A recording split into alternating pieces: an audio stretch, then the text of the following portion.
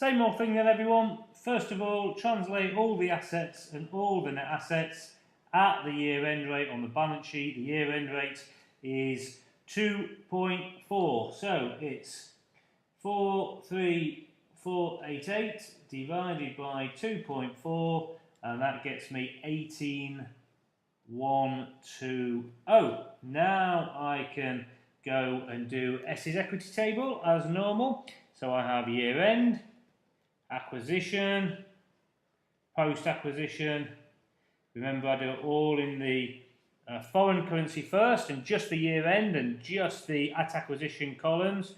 So in the foreign currency should be straightforward then. 2041,488, 2041,488. Presume that that's share capital as usual was the same. Then I need to go hunting for the reserves at acquisition. 16,554. I add those two together and I get 18,554. That's the book value. I want the fair value of the net assets acquired, and that's 19,888. So 19,888 will mean I've got a fair value adjustment then of 19,888 minus 18,554.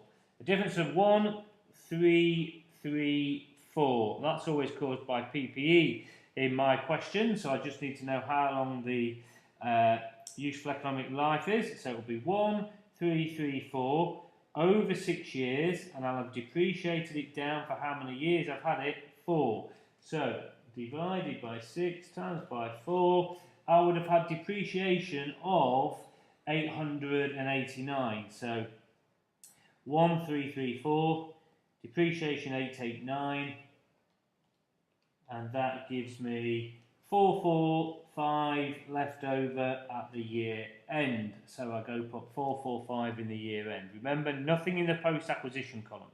Now I can translate. So the year end rate is 2.4. So 2,000 divided by 2.4 gives me 833.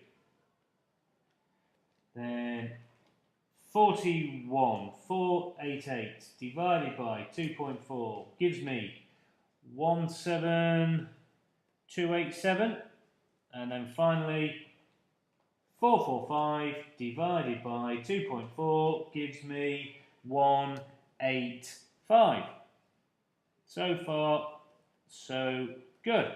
Now I translate the at acquisition columns, but when I translate them at the at acquisition rate. So it would be 2,000 divided by 3.2 gives me 625. 16,554 divided by 3.2 gives me 5173. And then finally, the 1,334 divided by 3.2 gives me 417. Okay, not these figures. So now I can work out the post-acquisition, which is 833 minus 625 is 208. Remember, that's just a change in the exchange, just translation difference, and I'm lumping it all together with all other retained earnings stuff because we're allowed to do that in the exam. 17,287 minus 5173 equals 12,114. So yeah, so I am lumping together all the translation differences with the retained earnings. The examiner does separate them out, but he also says it's okay to keep it in retained earnings.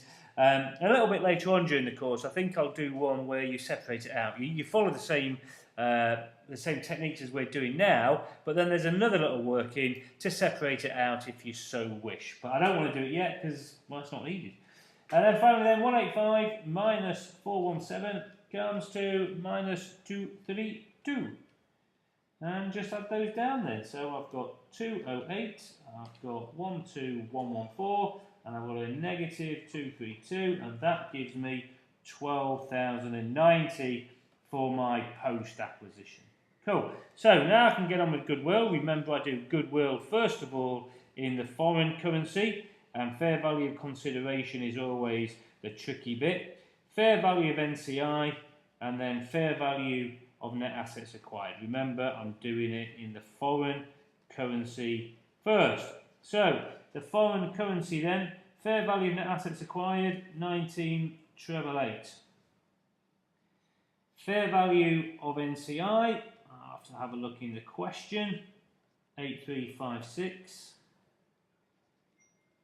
And finally, the fair value of consideration, it's the one I normally need to do a working for.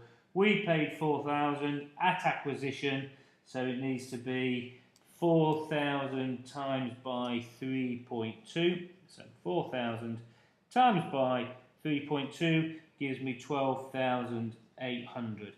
So 12,800 dinars plus 8356 dinars minus 19,888 dinars gives me 1268 dinars, and I need to translate that at acquisition because that's when goodwill is first created, and then I need to translate it again at the year end because that's when I put it on my SFP. So 1268 divided by 3.2 gives me 396, and then 1268 divided by 2.4 gives me 528.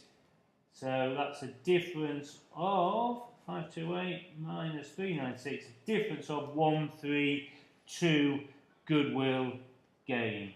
Okay, so goodwill gain of 132. Which figure goes on my SFP though? The year end figure does, 528. Let's get that started. So goodwill 528. Now I can do my NCI. So NCI at acquisition, I want this in dollars. So it's the 8356, but I want it in dollars. So using the at acquisition rate, and the at acquisition rate was, I've forgotten already, 3.2. So 8356 divided by 3.2 gives me 2611. Then I add on the post acquisition. So I need to go find out what my percentage is and what I've got in the post acquisition column. Well, there's the post acquisition column, 12090, and my percentage, I own 60, so they own 40% of 12090. So 12090 times by 40% gives me 4836.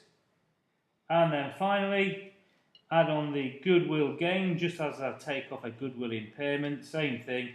So 40% they deserve because it's the fair value method, remember, of the 132. The 132 being here, look. So 40% of 132 gives me 53.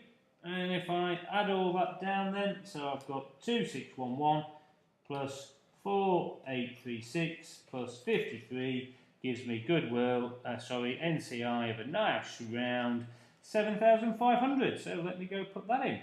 7,500 NCI, 7,500. Final working then is retained earnings. So retained earnings, I want all of the holding company. That's already in dollars, 35,608. Then I want my share of S. So I can see that post-acquisition was 40% for NCI. So for me, it's 60% of 12090. Let's just put that in the calculator. 12090 times by 0.6 gives me 727,254. Super. And then add on my goodwill gain. There's nothing else going on, so my goodwill gain, again, I can see they had 40% of it, so I want 60% of the 132. So 132 times by 0.6 comes to 79, more or less. And I add that down then, so I've got 35,608, I've got 7,254, I've got 79. If I add all those together, I get 42,941. So let's go put that in, 42,941. 42,941. add on my 1,000 share capital, H only, and then add it down. So add down 7,500, and that gets me 51,441.